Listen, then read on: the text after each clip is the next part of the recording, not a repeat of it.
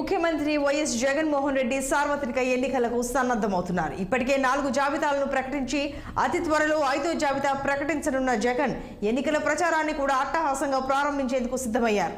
ఈ నెల 27న ఉత్తరాంధ్రలోని భీమిలి నియోజకవర్గంలో సిద్ధం అనే పేరుతో ఎన్నికల శంఖారావాన్ని పూరించనున్నారు. దీంతో సిద్ధం అనే పేరుతో వైసీపీ భారీ ఫ్లెక్సీలు, వాల్ పోస్టర్లు రాష్ట్ర వ్యాప్తంగా దర్శనమిస్తున్నాయి.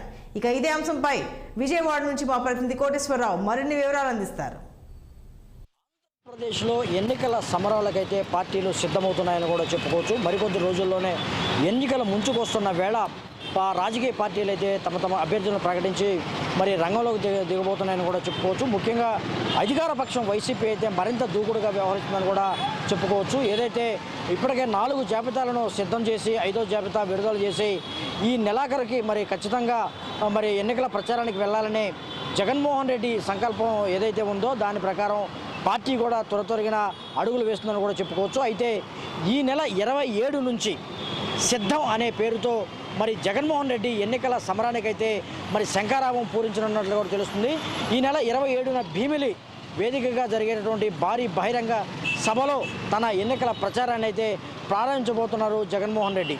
ముఖ్యంగా చూసుకుంటే ఇప్పటికే దాదాపు 59 మంది అసెంబ్లీ నియోజకవర్గాలకు సంబంధించి 10 పార్లమెంటు సెగ్మెంట్లకు సంబంధించినటువంటి ఇన్ఛార్జీలను ఇప్పటికే మరి ప్రకటించిన నేపథ్యంలో మరికొద్ది సేపట్లోనే మరి 5వ జాబితాను ప్రకటించి ఆయన మరి ఎన్నికలకు వెళ్తారని కూడా చెప్పుకోవచ్చు. ఎన్నికలకు సంబంధించి దాదాపు సిద్ధం అనే పేరు ఖరారు చేయడం జరిగింది. ఈ సిద్ధం అనే పేరుతోనే ఆయన ఎన్నికల ప్రచారానికి వెళ్ళబోతున్నట్లు కూడా మనకు సమాచారం ఉంటుంది. ముఖ్యంగా చూసుకుంటే ఈరోజు మరి మంత్రి బొత్స సత్యనారాయణ, ఉత్తరాంధ్ర వైసీపీ ఇన్ఛార్జ్ ఎవరైతే ఉన్నారో వైవి సుబ్బారెడ్డి మరి దీనికి సంబంధించినటువంటి పోస్టర్ను కూడా రిలీజ్ చేశారు. సిద్ధం అనే పేరుతో ఉన్నటువంటి పోస్టర్ను వారు లాంఛనంగా ఈరోజు రిలీజ్ చేసి భీమిలిలో ఏదైతే ఉందో ఇక్కడ జరగబోయేటటువంటి ఆ ప్రాంతం, ఆ నియోజకవర్గంలో మరి ఏర్పాట్లు కానీ తదితర అంశాలకు సంబంధించి కానీ పూర్తి స్థాయిలో అక్కడ సమావేశం నిర్వహించి కార్యకర్తలతో కానీ నాయకులతో కానీ నిర్వహించి మరి ఈ కార్యక్రమాన్ని జయప్రదం చేయాలని కూడా వారు పిలుపునివ్వడం జరిగింది. ఏదైతే రాజశేఖర్ రెడ్డి దగ్గర నుంచి ఉత్తరాంధ్ర వేదికగా మరి ఎన్నికల ప్రచారాన్ని అయితే గతంలో ప్రారంభించారు, రాజశేఖర రెడ్డి ప్రారంభించారు, ఇప్పుడు జగన్ కూడా ప్రారంభించబోతున్నారు.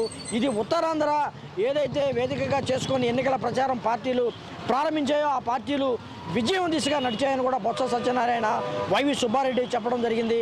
ముఖ్యంగా కూడలలో, నగరంలోని ప్రధాన కూడలలో ఏర్పాటు చేసిన ఈ సిద్ధం అనే పోస్టర్లు ఇప్పుడు ఆకర్షణీయంగా నిలిచి ప్రతి ఒక్కరు దీని గురించే మాట్లాడుకుంటున్నారు.